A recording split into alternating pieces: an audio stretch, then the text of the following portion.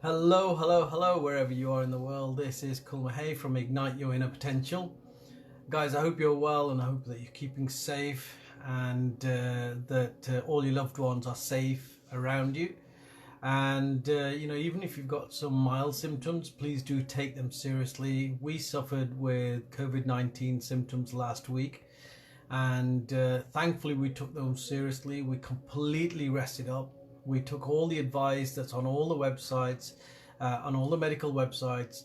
We didn't add pressure to the existing overworked medical workers. We took the signs and symptoms for what they were. There's plenty of information out there. And then we followed this simple advice and we got through it, and we are now sort of 90% back to where we were. I committed to, during this period of uncertainty and challenges, I committed to keeping as much happiness going within my group and within my timeline as possible, because I truly believe that it's at times like these that it is important that we help to bolster each other's psychology, help to maintain a positive attitude, help to engender a community spirit.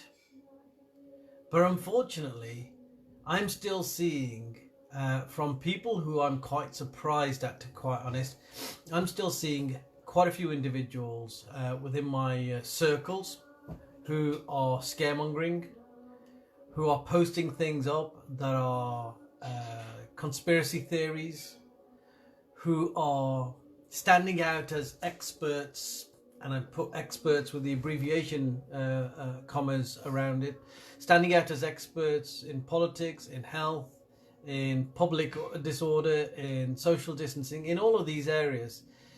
But these are false experts, because you're never truly an expert until you've actually specialised in that area that you're talking about. And it's a bit like football, we see all of these people, don't we, who watch football on a regular basis, and they sit in their armchairs and they criticise everybody, but they couldn't do that job themselves. And I want to be that blunt, that many of these people who sit out there, I would describe them as keyboard warriors, who sit out there, who sit behind their keyboards and think that they can say whatever they want to say, not giving a hoot really as to the impact that it has on people who are suffering at this moment in time. I feel very strongly about this, and I wanted to just put a Facebook message out around this. Today I got rid of 2 or 3 people who were in my close circle, and I silenced, how you can have a snooze button on your notifications for certain individuals. I silenced 2 other people, and I will monitor, and if they continue, I'll just take them off my Facebook timeline, because I am so very strong on the company that you keep, you become the average of. So in these times, unprecedented times that we're in right now, where everybody's having to readjust and pivot around a new normality, temporary although it might be, everybody's having to pivot and adapt and stay strong in spirit. Everybody is having to cope with isolation, loneliness. Lots of people aren't seeing their loved ones, their grandchildren or their grandparents, because they're in fear of infecting other people or carrying a virus to other people. Some people I know have got loved ones in hospital with serious COVID-19 symptoms, on ventilators and respirators. I know of people, even in my own city, who have died as a result of COVID-19. This is serious stuff, and it's not the kind of stuff that we can play around with people's emotions.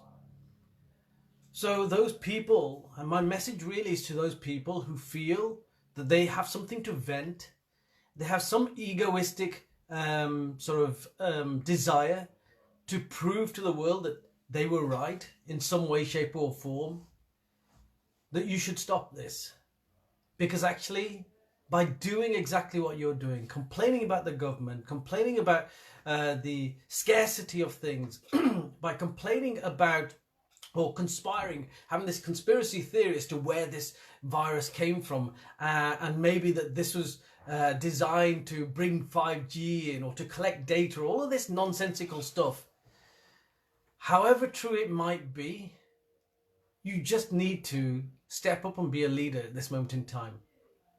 You need to understand the gravitas that your words have on other people. the impact that your words are having on other people. Those people who are in true isolation, those people who are lonely, those people who are stressed, depressed, and maybe even suffering these symptoms. Those people who can't get food on their table, those people who are separated from their loved ones. Do you really think that your words help them?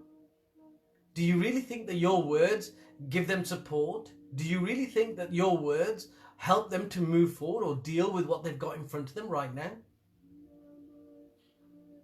Whenever I took over a department back in the police service, one of the things that I used to do is bring all my senior team together. And I used to say to the senior team that the words that come out of our mouth for us are just random words. They mean nothing. The words that come out of our mouth can be casual conversation, but the impact that they have on the people who work for us and with us can be huge. If we don't choose our words carefully, these people can go home with a sense of negativity, foreboding and depression or stress around those words, and they will infect all the other people around them. We can also choose the right words and the right language and the right way of being and be much more emotionally intelligent, and then we can positively impact on people so that they can take those words home and inject a contagion of positivity to all their loved ones and their friends. Whatever it is, we are creating a ripple effect wherever we go. So guys, and I don't think that any one of the people watching this, but this is a message for all the people who think that they have free reign because of freedom of speech to say the kind of things that they are saying, and creating more fear, more scarcity, more disillusionment, more depression and more stress to people already suffering under the current circumstances. I say to those people, step up and be a leader. Be a leader in its truest sense. Be a leader and understand the gravitas and the impact of your written word and your spoken word. Understand how people might be feeling as a result of reading what you're putting up on social media. My message is short and sweet. Everything that is on social media will get read by at least one person somewhere, and you will be impacting on that one person. How do you want to make people feel when they read whatever it is that you're writing up?